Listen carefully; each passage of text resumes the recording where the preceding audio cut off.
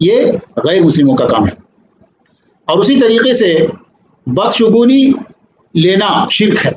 یعنی ہم دیکھتے ہیں کہ ہم جب گھر سے باہر نکلتے ہیں تو سامنے کالی بلی آئی یا کتا آیا یا عورت آئی، اس طریقے سے لوگ آپس میں کہتے ہیں، یہ یعنی بدشگونی لینا، یہ شرک ہے، یہ اسلام میں نہیں ہے۔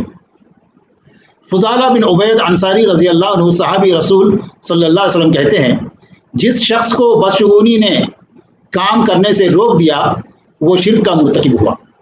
یعنی بدشگونی نہیں لینا چاہیے، ہر کام اچھا کام ہے، بسم اللہ کہنا اور کام کو شروع کرنا۔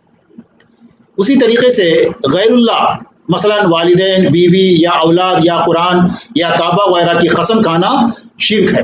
یعنی اللہ کے علاوہ ایک مسلمان کو چاہیے کہ وہ صرف اگر قسم کھائے تو صرف اللہ ہی کی قسم کھائے، ورنہ کسی کی قسم نہ کھائے، یعنی غیر اللہ کی قسم ہرگز نہ کھائے۔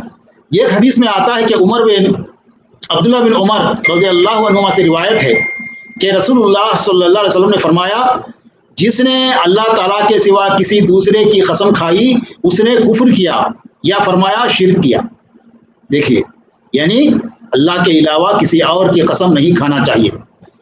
اسی طریقے سے ایک حدیث میں آتا ہے کہ ابو ہریرہ رضی اللہ عنہ کہتے ہیں کہ رسول اللہ صلی اللہ علیہ وسلم نے فرمایا، تم میں سے جو شخص غیر اللہ کی قسم کھائے اور اپنی قسم میں یوں کہے لات کی قسم، اسے لا الہ الا اللہ کہنا چاہیے، یعنی اپنے ایمان کی تجدید کرنی چاہیے۔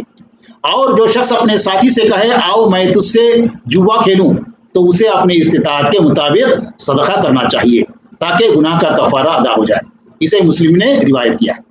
تو اس حدیث سے کیا معلوم ہو رہا کہ اللہ کے علاوہ، اللہ کو چھوڑ کر کسی اور کی قسم نہیں کھانا چاہیے، چاہے وہ ماں باپ کی ہو یا قرآن کی ہو یا کسی اور چیز کی یا بیوی کی یا بچوں کی، کسی کی بھی قسم اللہ کو چھوڑ کر قسم نہیں کھانا چاہیے۔ اسے مسلم نے روایت کیا ہے۔ اور اسی طریقے سے دوسری چیز کیا ہے اس میں، اگر کوئی جوا کھیلنے کے لیے ذکر کیا میں کھیلوں گا یا اس کے ساتھ کھیلوں گا، تو اس کو فوراً صدقہ کرنا چاہیے، اس لیے کہ اس نے گناہ کیا، وہ گناہ کبیرہ ہے۔ یعنی جوا کھیلنا یہ گناہ کبیرہ ہے اور یہ جو ہے اسلام سے خارج کر دیتا ہے۔ اس لیے ہم تمام کو چاہیے کہ ایسی چیزوں سے ہم کو دور رہنا چاہیے۔ اسی طریقے سے ریا اور دکھاوا شرک ہے۔ ریا یعنی لوگوں کو دکھانے کے لیے کوئی بھی کام کرو، چاہے عبادت کرو، چاہے اچھا کام کرو، چاہے صدقہ کرو، لوگوں کو دکھانے کے لیے نہیں کرنا چاہیے۔